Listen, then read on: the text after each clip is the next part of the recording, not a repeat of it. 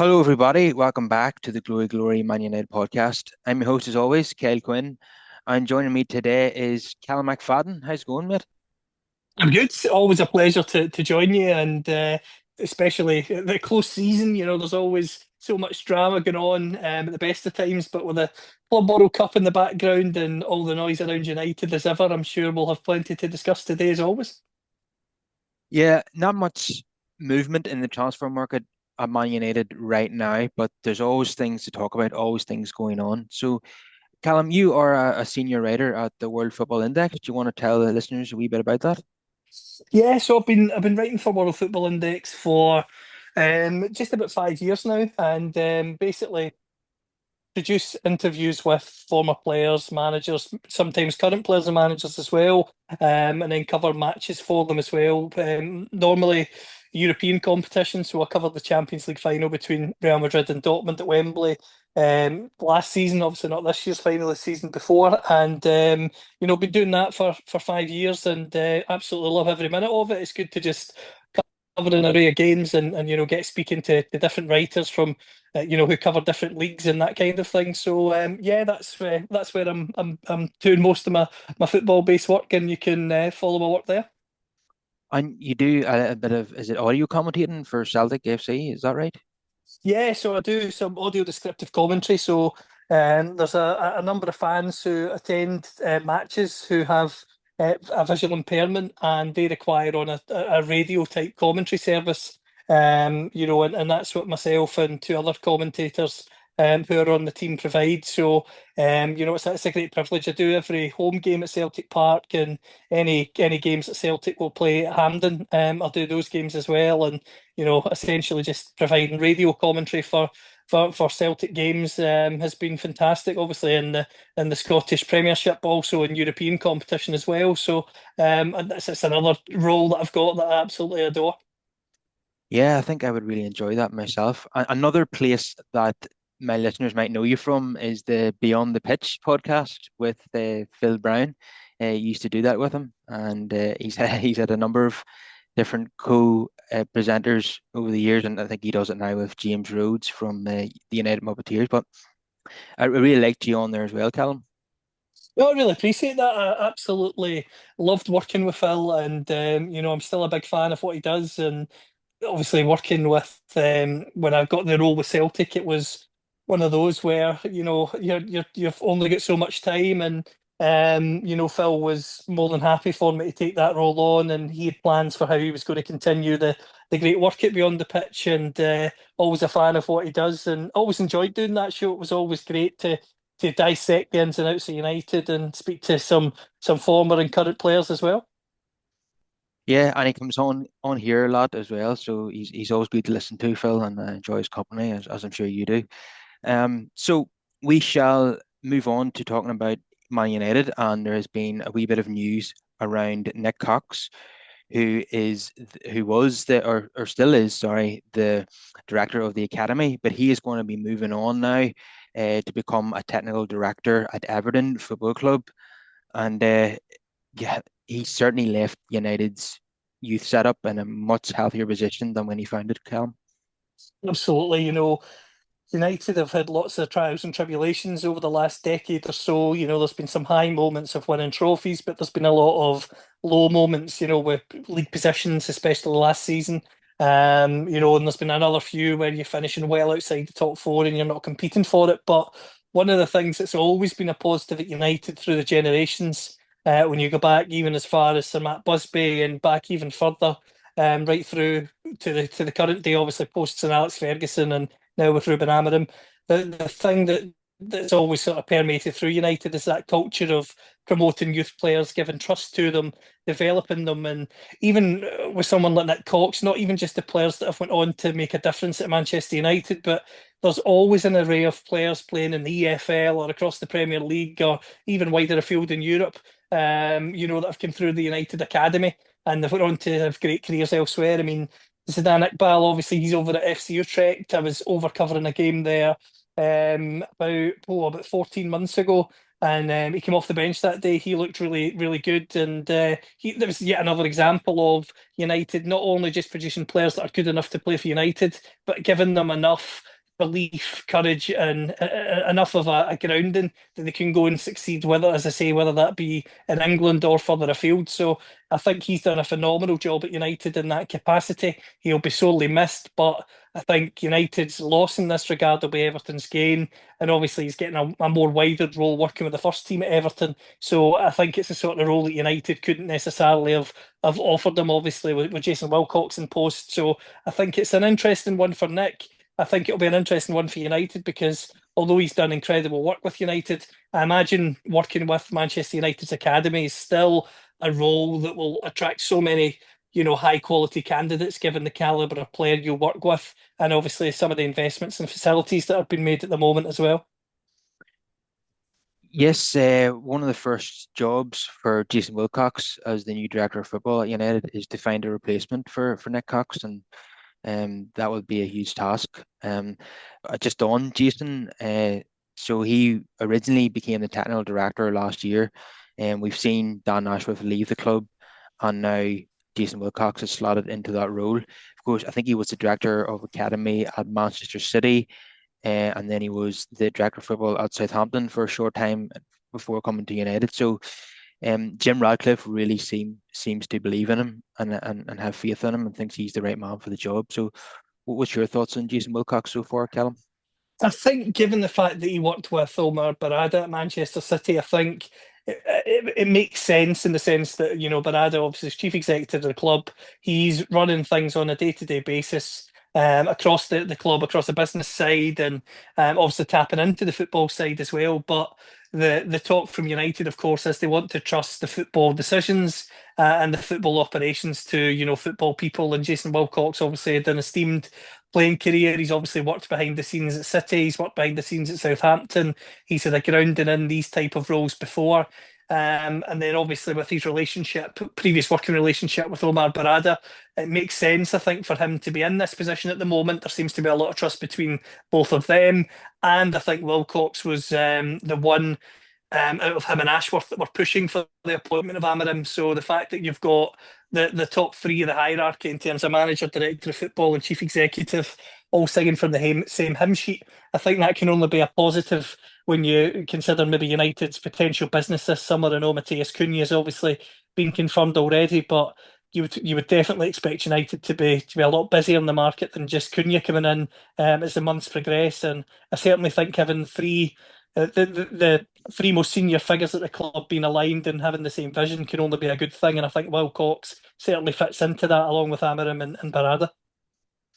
Yeah, and Amorim praised Jason Wilcox for the signing of Aidan Heaven in an interview towards the end of the season. So it was giving us fans an insight into who is signing these players. And in the past, we weren't quite sure who was responsible for bringing players in, and it came under a lot of scrutiny, the recruitment, because the recruitment was largely quite poor, and all the fans wanted to know who's responsible for this player and that player. So it's interesting that the manager has told us who's bringing in these youngsters that are coming into the first team, like Aidan Haven, and it's good to know that Wilcox is doing good work like that because I mean, he only cost 1.5 million. That's phenomenal business for a player he had an immediate impact, and he got injured against Leicester, which was a huge disappointment and kind of curtailed his progress a bit. But every time I've seen Eden have him play, he's impressed me. So that's an absolute steal, an absolute bargain. Tito Obi, of course, has come in from Arsenal as well. We have to be patient with him. He's not quite the finished article yet, but we've seen him perform exceptionally well at that under 20s tournament with Denmark, and we've seen him score a couple of beautiful goals for United in Hong Kong. So I can definitely see Tito Obi getting an increased number of minutes next season, Callum. Yeah, I think in terms of those forward positions, they are, they are positions that United need to fill. Hoyland obviously has had a number of games. It doesn't look as if it's going to work for him being the out and out starter every week. And as you say, Chidi Obi's in a position where, if United do bring in someone more experienced, then Cunha's come in, but you would think maybe potentially one more might come in this as an out and out centre forward. I don't see that as something that's going to stunt his progress. I think he can then learn from them, and I think that's the problem Hoyland's had.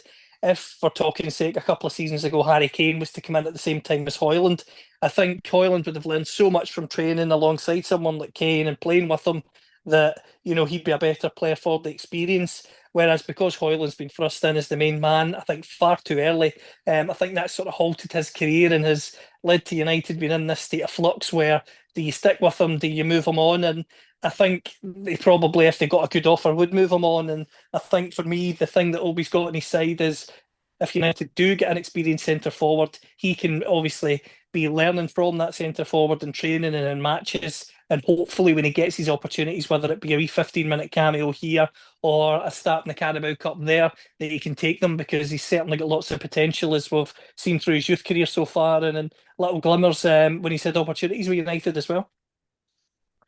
Yeah, there was one game in particular against Fulham in the FA Cup where he was working the goalkeeper two or three times and creating chances for himself, and we haven't seen Rasmus Højlund been able to do that. So I suppose it's a bit of a damning indictment on Højlund that Tito Obi looks more impressive, and he's only at 17 or 18. Højlund has really, really struggled at Old Trafford, and I think some of that is down to him, and some of that was down to the club. You know, bringing him in to be the main number nine at such a young age with so little experience, without a goal scoring record elsewhere, it was too much to ask. The pressure has just been enormous on him, and he's not even doing the things that he's good at well anymore. I noticed even on the postseason tour that he wasn't controlling the ball very well when it was played to him. Yeah, it looks like a situation where United will listen to offers for him. I and Cheetah Obi might have leaped ahead of him, and say United bring in a striker, which is what we're all hoping for.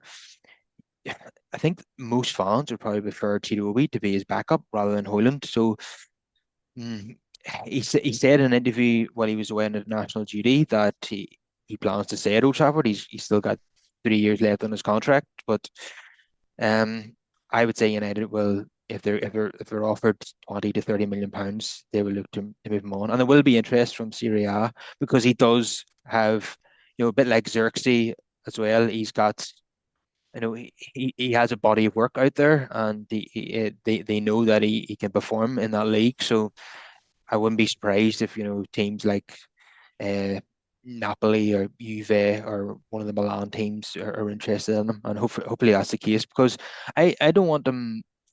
From a personal point of view, I know I'm obviously have shown my frustration with him on a number of times, but from a personal point of view, you don't want to see him putting up with another 12 months of abuse from United fans, both in the stadium and online.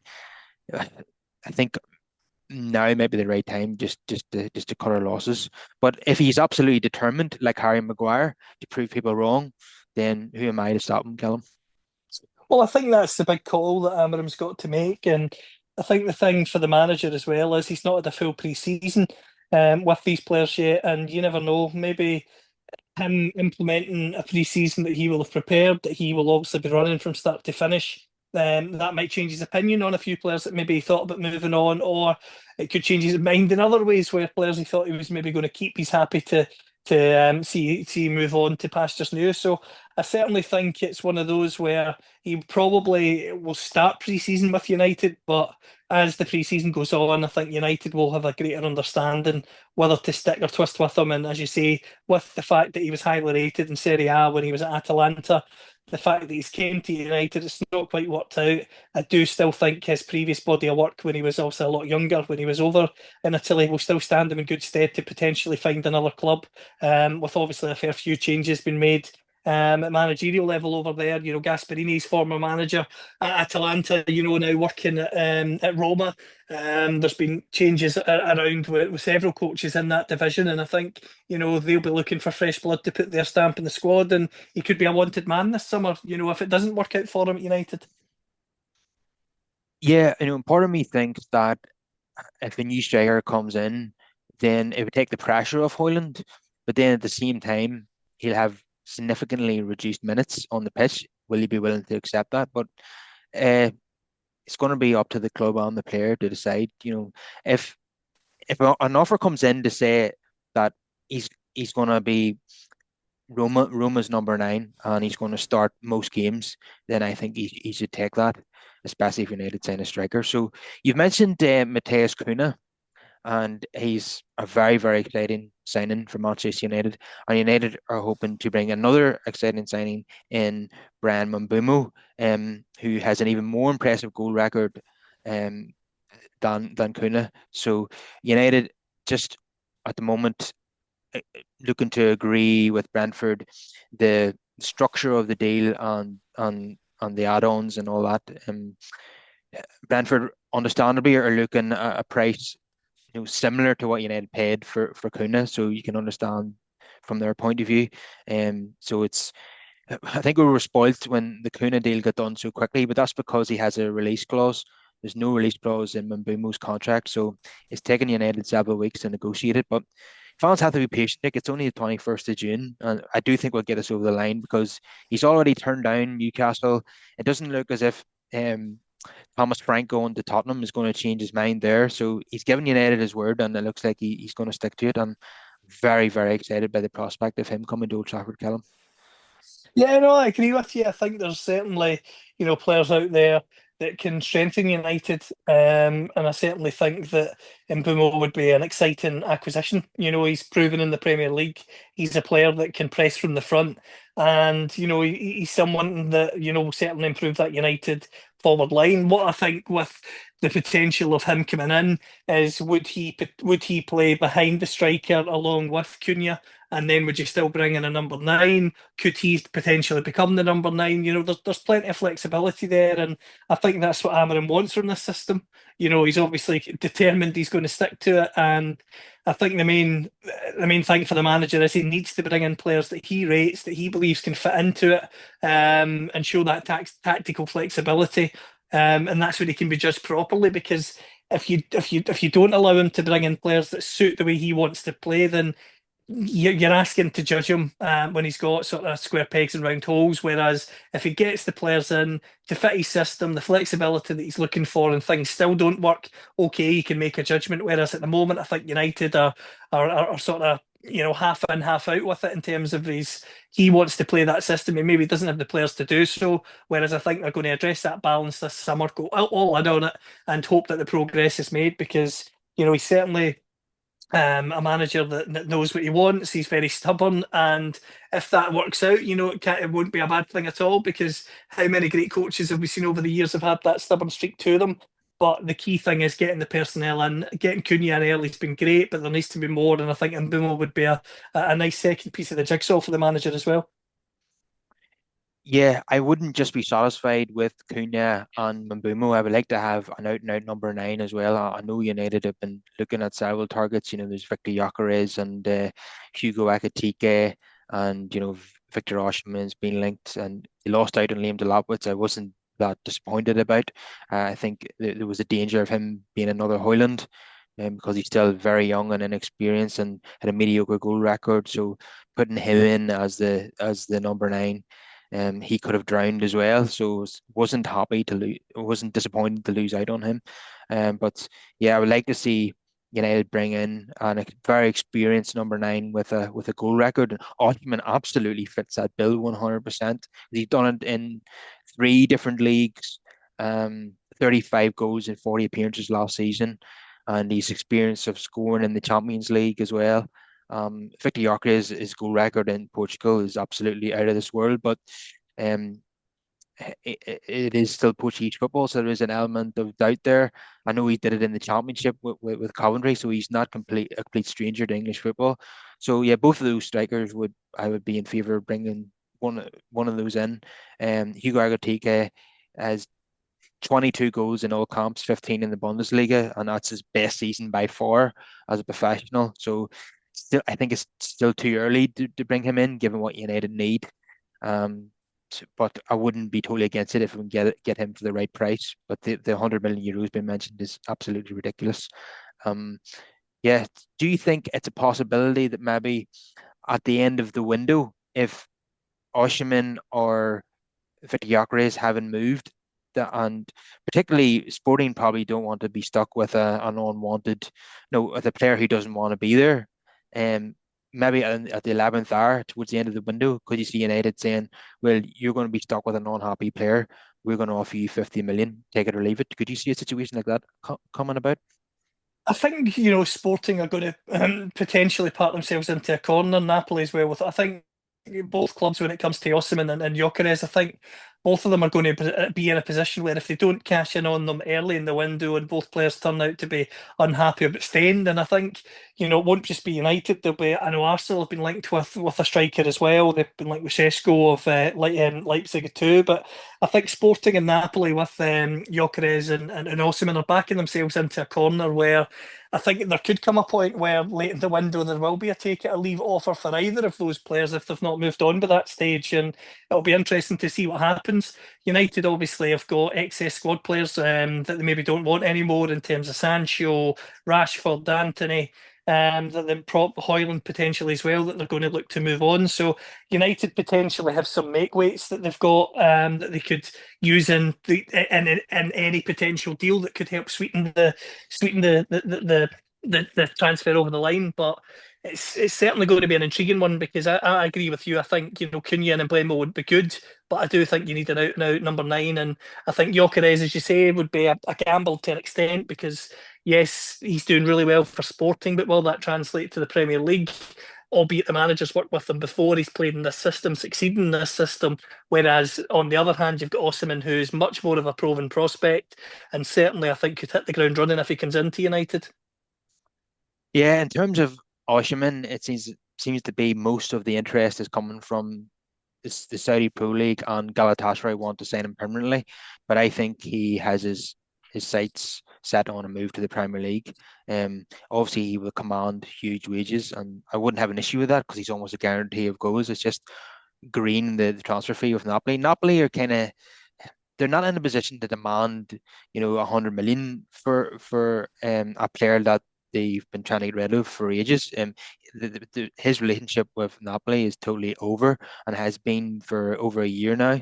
And they had to loan him out to Galatasaray at the last minute. So potentially one of these two players, it could be a deal to be struck right at the end of the window. Because, as you say, with Gyökeres as well, there was a gentleman's agreement that they let him go for, what was it, 65 million euros.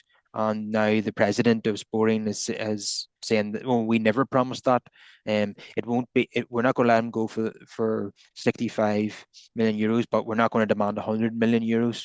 And apparently the Gyökeres camp were very, very unhappy with that.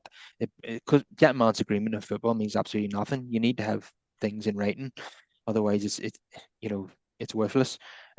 So it could be a situation where Arsenal sign Benjamin Sesko and then he's nowhere else to go other than United or stay at Sporting, and Sporting they don't want an unhappy player. Um, so that's a complicated situation for them. So United could maybe, as I say, come in at the last minute with a lowish offer, like £50 million, and say take it or leave it. So sometimes the transfer that you really, really want or really need as a squad, it can take quite a bit of time to get it done because it's not easy to get, top players out of clubs. It's look at Liverpool with Florian Wirtz. They've had to pay a British record transfer fee to get him. If Liverpool weren't willing to pay that money, that would have dragged on to the end of August as well. So to get the top players, you have to pay a lot of money. Otherwise, if you don't, you're gonna be negotiating to the end of August, and that's the situation we find ourselves in because we're obviously, want to avoid breaking the PSR rules, so we can't go out and spend whatever we like. And obviously, we missed out on the Champions League, so we don't have that 100 million, which would have boosted our budget. So I'm hoping United will get one of Osimhen or Gyökeres, but I wouldn't be completely unhappy with Agitika just as long as the transfer fee is below 50 million euros. I don't think he's worth anything more than that, because it would be a bit of a gamble given that he's such a young player and had his best season by far last season. We obviously know that Osimhen and Gyökeres have a longer body of work, and they are like around the 27 mark, so they're in their prime, and they're like Mbeumo and Kuna. they're signings for the here and now, whereas Agatige would be another project signing. But another thing that I've talked about recently is that if we don't sign someone, I think Xerxes will link up really well with Mbumo and Kuna. Now you want the guarantee of goals from an out and out number nine, but I think Xerxes could be like a Roberto Firmino with United if he's playing alongside Kuna and Mbumo, because he's got a lot of footballing ability about him. Callum. Yeah, I agree, and I think with the pace that Mbumo's going to offer, the guy that you're going to get from Cunha as well, sort of, he certainly could be someone that could link up well there. The only thing that I would still be worried about for Zamarim is still think no matter what, who comes in behind at a number nine, I still think you are going to need an out and out number nine. But as you say, there's so many needs at United. Is the budget going to stretch to address them all? Potentially not. So you could be in a position where you're going to have to sacrifice, one of the positions that you want to fill. And with if the manager has faith in Xerxes, he could be that man. Maybe Hoyland, as you say, might stay for another season too, and you might just go with them as your two options, I suppose, in that nine position, knowing that you've got two new number 10s almost coming in behind them, and you've still got Fernandez at the club, maybe playing the slightly deeper role. So I suppose there are options, but it'll be fascinating to see the reality for United, in terms of how late they leave it before deciding whether to move on to another target in the striking department and move for someone else, or whether they, as you say, just decide to leave it until maybe next summer and try and stick with what they've got as long as they get two forward positions filled, which obviously they've got one of them at the moment with Cunha. Although sticking with what we've got is probably the one phrase that no Man United fan wants to hear right now. Yeah, Um, absolutely. you mentioned the potential outgoings there, and we all know that the four that United are trying to move on is Sancho, Anthony, Rashford, and Garnacho. And Samuel Luckhurst provided a bit of an update yesterday and he says that Sancho and Anthony are both taking measures to try and get permanent moves away from United. Sancho uh, knows that there's very, very limited interest now from the Premier League and the Bundesliga, so he's willing to move to Italy. I believe that Napoli are showing some interest there. And Anthony is willing to take a 30% pay cut in order to secure a permanent transfer to La Liga or wherever he wants to go. So um, Sancho, one of the reasons why Sancho did not sign permanently with Chelsea is that he wasn't willing to take a wage cut. So that was a non-starter for Chelsea. So I think he should take a leaf out of Anthony's book and be willing to take a 30% pay cut. Um, so yeah, Anthony's obviously prioritizing his career, whereas Sancho, I'm afraid, is prioritizing the money, where he wants to get that.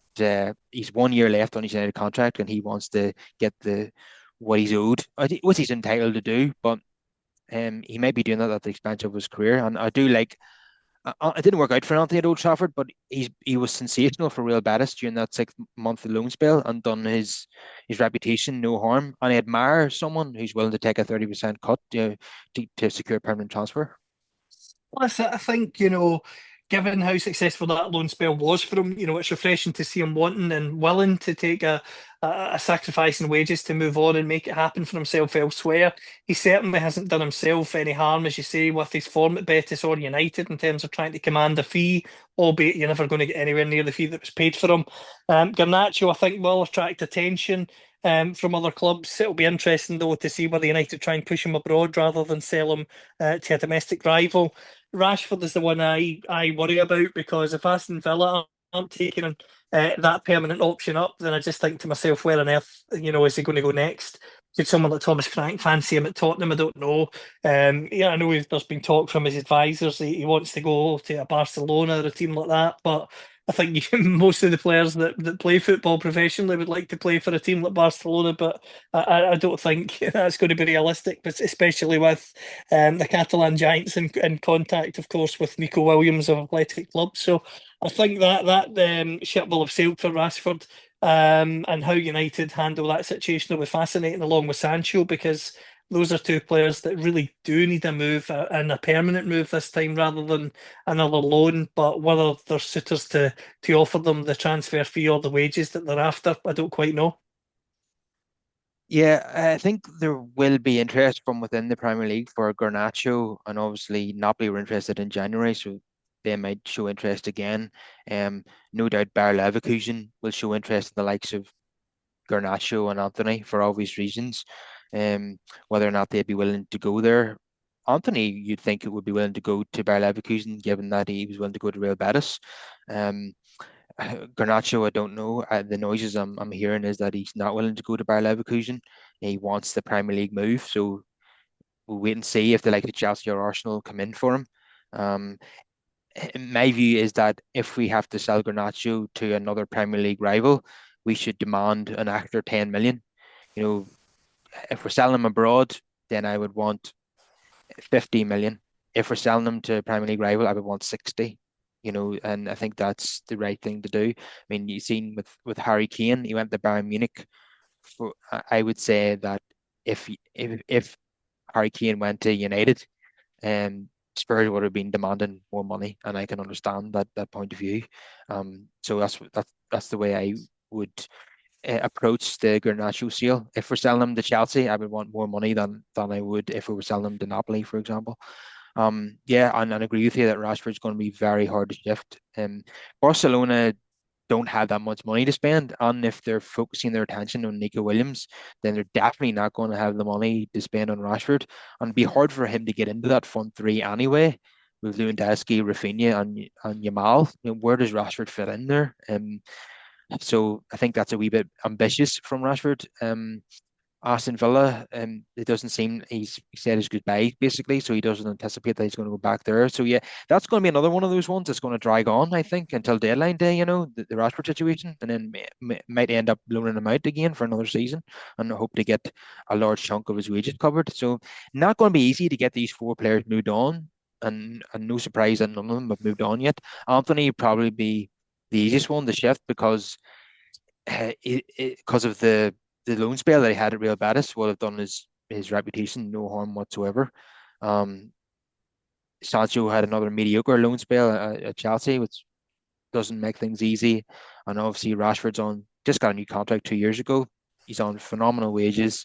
He's looking for a Champions League club. He's looking for one of the elites like Barcelona, and which is difficult. And then Garnacho. United will be demanding a big fee for him, so that could make that one tricky as well. So we shall wait and see how it turns out. I want to talk to you about the goalkeeper situation. 99% of United fans think that Onana should be moved on, but again, he's going to be difficult to shift. He's on a good wage. He's only 2 years into his contract, and United need to, I think, in order to avoid a loss on the PSR calculator, they need £32 million, I think, for Onana. And you're looking at the Saudi Pro League in order to get that, in order to match his wage and get that transfer fee. And so far, they've not shown a huge degree of interest in him. And there was a link with Monaco the last couple of days, but Fabrizio Romano has dismissed that. So it's more likely that United are going to have to move on, buy in Deer, second choice keeper, and then bring in someone who can challenge Onana. Don't know who that would be at the moment, but if if I could choose someone, it would be the likes of Donnarumma or Diogo Costa. But maybe I'm dreaming. Obviously Porto want his release clause is like 75 million euros, and that's it's going to be difficult to do that deal. And Donnarumma is playing for the European champions. And I thought it was strange that he's even been linked with a transfer. But maybe he thinks that I've achieved everything I can possibly achieve with PSG and I want a new challenge now. If United could get him, that would be beyond my wildest expectations, Callum. Yeah, unfortunately, in the Donnarumma scenario, I think it's another classic case of, a player's representatives using some of the other big clubs in Europe to try and bump up a new contract. I've got no doubt that he will commit to Paris Saint-Germain on a very lucrative contract in the months ahead. And we've seen this so many times over the years where Sergio Ramos was a famous one a fair few years ago, where it was basically a case of, oh, I would be desperate to go to United. I'd want to do this. I'd want to do that. And then, a lucrative contract comes his way, and that's the route he goes down. And I think that's kind of commonplace for many of these sort of big names now, to try and force their hand, because they know if they let their contracts run all the way down the way someone like Mbappe did, you're going to have that ultimate freedom, and I don't think clubs quite want them to have that because they would like to recoup a transfer fee if that rainy day where they want outcomes. But I think, who could United realistically attract? I mean, Martinez has been named as a potential target. Obviously, he's done well at Aston Villa. He's been really strong in the international scene at Argentina. Could he come in to United potentially? That could be a goer. Other than that, it'll be interesting to see who United could get that would be proven to come in and really, challenge for Onana's place. Chelsea were linked with Mignon from AC Milan. Could he be another possibility? There's lots of options out there, I suppose, but it depends whether United are willing to bring in someone who is a high profile goalkeeper and then retain Onana as number two. I think if they can't move Onana on, I think the manager might be forced to have to persevere with him for another season, which I think would be not good for all parties because I think Onana could benefit from a new challenge, and I think it's clear for everyone to see. I think United could certainly benefit from a new number one goalkeeper. Yeah, absolutely. It hasn't worked out at all. I know every keeper makes mistakes, but Onana's mistakes are far too frequent. And there's no point in, having a brand new attack that's going to get you lots of goals if your goalkeeper at the other end is just going to make error after error. Um, you know, if Onana, like, we play Arsenal in the first game, Onana makes a mistake there, it costs us points. Next game against Fulham, he does the same there, it costs us the points. We need to be looking at a number two who can come into the team and be competent in that role. So it's crucial that we replace Bayindir with a really good goalkeeper. Bayindir definitely is not the man. He had a really good game against Arsenal in the FA Cup, but other than that, I think he's been really poor for United. And I mean Martinez, you mentioned him there. Like some United fans have made a comparison with Van der Sar in that he came to United when he was 34 and had a very successful 6 year spell at the club. But one, I mean Martinez, I don't think he's as good as Edwin van der Sar. And two, I'm not keen on him as an individual. Some people viewed his antics at the World Cup as funny and amusing. I didn't. I thought that was very unbecoming, the stuff that he was doing at the World Cup. You've seen what he did against United in the last game of the season, getting sent off that ludicrous challenge on Rasmus Højlund. And, I've seen him make mistakes as well. So I would not be paying £40 million to bring him in at 33 years old. He's just not my cup of tea. That's just my opinion. I would rather if we're going to spend a lot of money on a goalkeeper, I'd rather spend it on a Diogo Costa, who's been sitting there he's Portugal's number one. He's been sitting at Porto for a number of seasons now. He's 25 and nobody snapped him up. I think he's a good goalkeeper. He's got mistakes in him. Like everybody's going to make a mistake at some point, but I don't think his mistakes are that frequent. And I watch Portugal a lot because they're one of the best teams in the world. They're in Ireland's group for the World Cup qualifiers, and I watched them in the Nations League, and he didn't put a foot wrong. I remember him in the Euros last summer. He saved three penalties in a row in a shootout. Thought that was very impressive. So I know I've mentioned that the 75 million euro release clause. You'd be hoping for Porto to come down from that. And I have heard that Amorim really likes him, and that's not a surprise because he's fellow Portuguese. So if we're going to be spending in the 40 million mark for a goalkeeper, I'd be targeting Diogo Costa, Callum.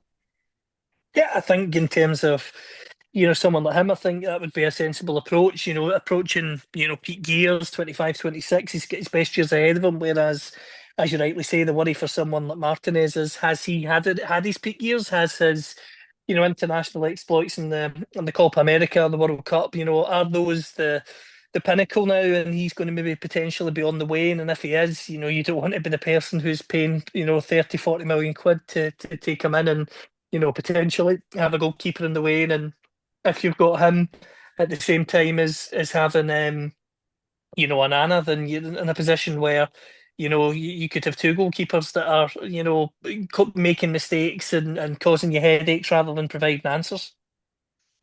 Yeah, absolutely. Um, So I want to ask you about Ruben Amorim. Do you think he's the man to succeed at Old Trafford?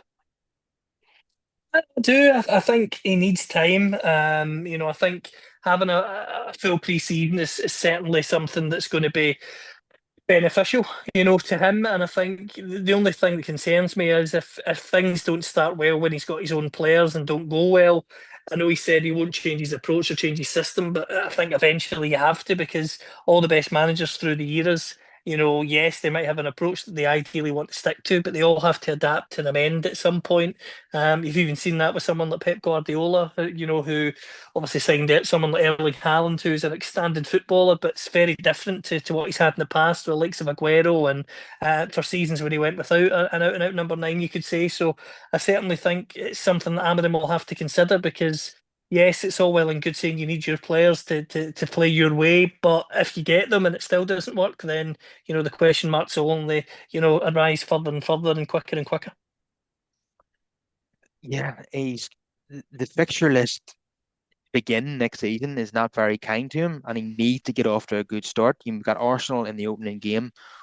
In our fourth game, I think we've got City away, and then I think in October we've got Liverpool away, and we've got Chelsea at home. So in our first eight matches, we've got the top four from last season.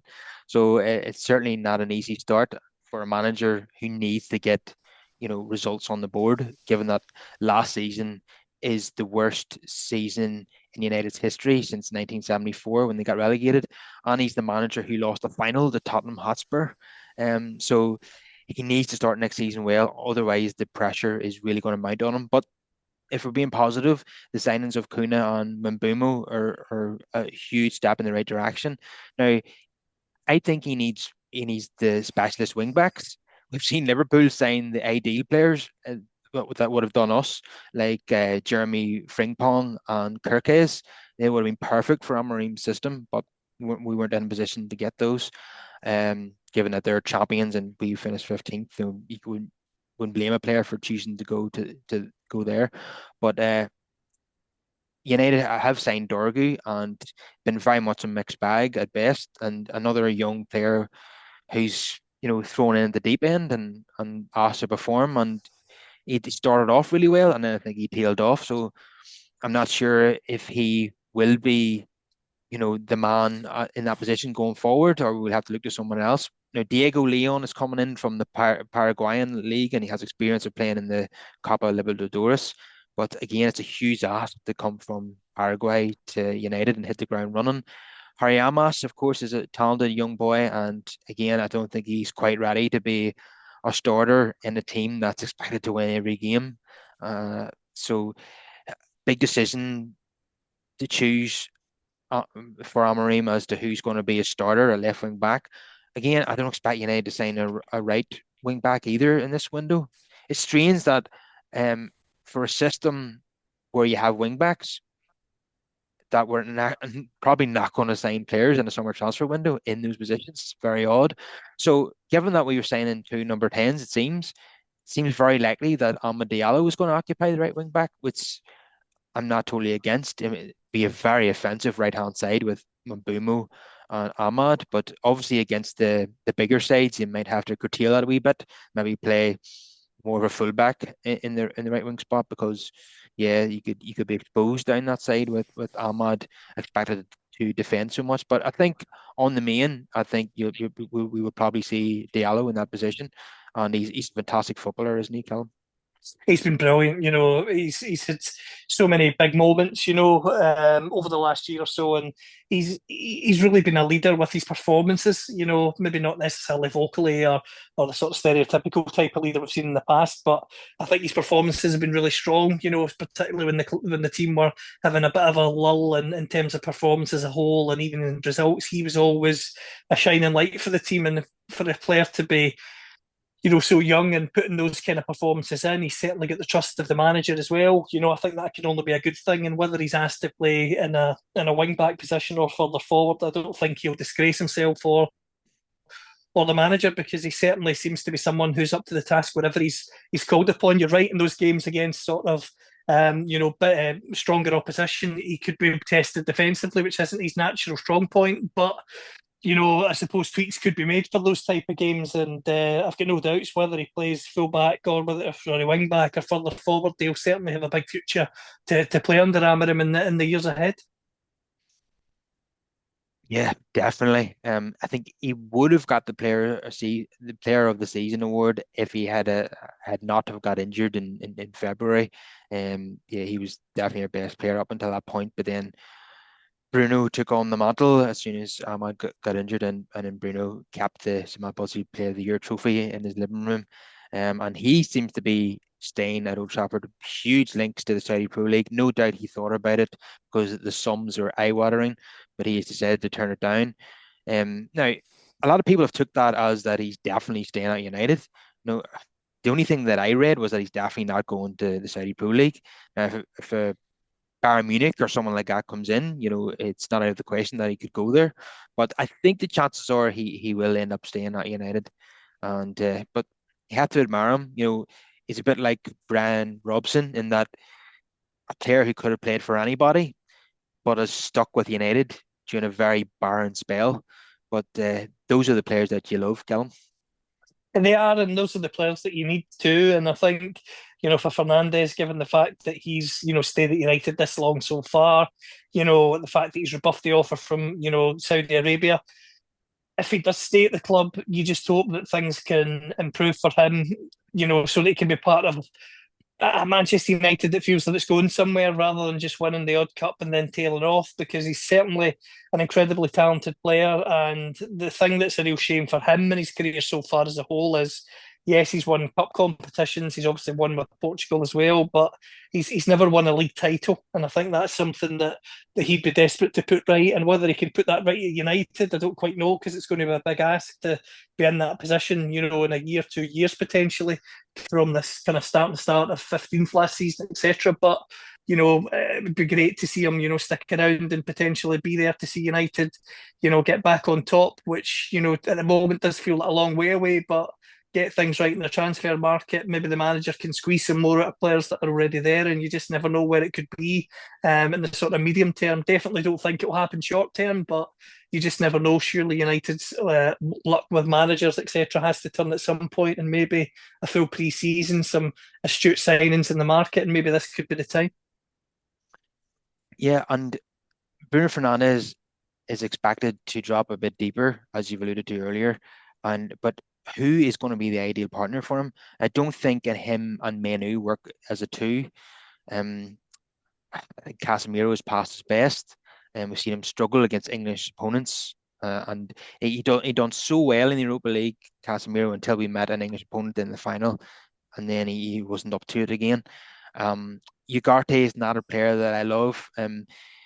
He is an out and out ball winner, a combative midfielder, but I just don't think he has. I don't think he's quick. I don't think he's mobile, and he's not very good on the ball. PSG did not miss him one bit, and it's an alarming stat that when you Amorim won the title in 2021 with Sporting, that summer he brings in Ugarte. They go 2 years without winning the title. He then moves on to PSG, and then Sporting win the title again without Ugarte in 2024. So that's a bit of a concern. He's just not my cup of tea. Hopefully he proves me wrong. I think the best fit to partner Bruno Fernandes is probably Toby Collier. The only thing is he's only played a handful of games for United, and to make him uh, a member of the starting 11 from August onwards is, it's a big ask. But definitely I think he's impressed me anytime he's played. He is, quick and mobile and can cover every blade of grass. He's a bit like Dorn Fletcher in that respect.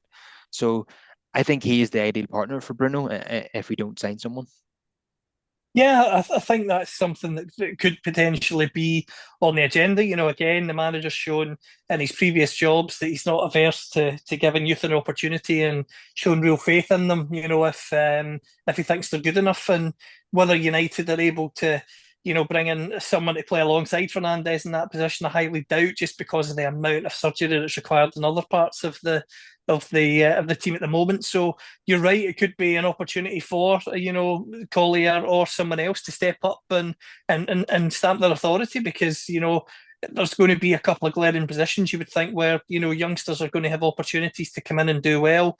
No European football next season as well. So it could be a breakout season for someone like him where you're focusing on game to game, week to week in the Premier League without having to worry about an overcrowding of games before Christmas, with obviously Europe in the agenda as well. Yeah, and it's not obvious where Kobe Manu is going to fit in. He hasn't signed that new deal yet. We hope that he is going to do that, but he is a phenomenal talent. Just look at the goals that he scored for United and the importance of those goals. And the goal against Lyon was not just an important goal, but the quality of it was fantastic. He scored quality goals against Liverpool and Manchester City in an FA Cup final. So yeah, we have to find a role for him somewhere. You cannot sell a player of that quality, especially a local lad, Callum. No, I agree. I think you've got to be building your team around, youth and players coming through the academy system, who are good enough to play for the first team. I think that should be something that United has always built on. And I think the days of which could be happening because of PSR and other things where clubs are trying to bring players through to sell them on to benefit them to go and buy someone from another club. I don't think that's the way football should go. I don't think it's right that the rules seem to incentivise that either, because I think it should be the opposite way, where clubs should be incentivized for bringing, their own players through and playing them in the first team and, developing them to go on and have solid careers rather than, trying to encourage them to sell. So I totally agree with you. The likes of Menu, Garnacho in another world as well, albeit I think his relationship with the manager is gone. These are the sort of players you want to be the linchpins of your team, built around quality, maybe world class players from elsewhere when things are going right and you can march forward. Whereas, it doesn't seem to be the way football's going at the moment, but hopefully United can buck that trend, because I would hate to see a lot of the talented youngsters that have been developed moved on for moving on's sake and financial sake. Yeah, that's the one thing that I hate about these PSR rules. It's just encouraging clubs to sell academy graduates, and it's definitely not what Manchester United is about. So I don't want to see that. Amorim has obviously decided that Garnacho is not for him, for personal reasons. Thinks that his attitude is not what he likes in a player. Been no such issues with Manu whatsoever. So I fully expect him to stay, and hopefully Amorim can find a role for him. So, Callum, it's been a pleasure as always.